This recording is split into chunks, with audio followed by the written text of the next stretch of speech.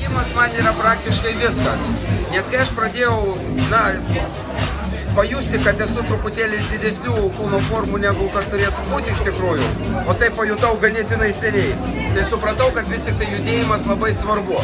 Iš tikrųjų, pradžiai bėgti gal nėra taip gerai tokiem žmonėm kaip aš, nes sąnariam viskam kenkia įėjimas, visa kita, bet paskui kaip pajunti, kaip pripranti prie to, tai supranti, kad tai yra gyvenimo būdas. Aš tikrai labai džiaugiuosi, kad daugybė žvaigždžių nusprendė bėgti kartu su mumis ir savo pavyzdžių užkrėsti visus kitus. Aš būsiu atsakingas už tai, kad daug pliurpti ir labai daug šnekėti, Inga už tai, kad paaiškintų viską, kas čia vyksta.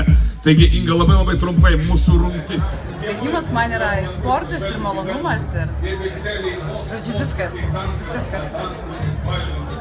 Įlysime bėgti, skubėkite, daryti maršyną, startas, po 15 minučių.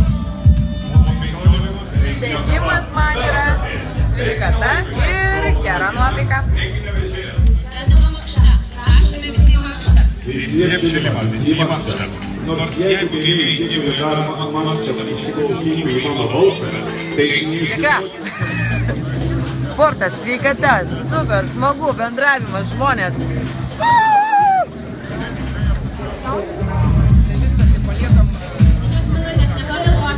Tai sportas, labai malonus sportas, kuris man labai patinka.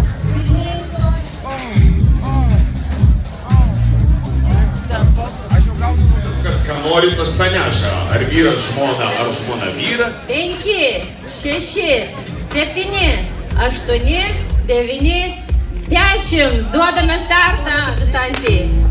Bravo, paplojam visiems dalyviams, paplojam, šaunuoliai. O čia jau startavo, matau, visai kita jėga.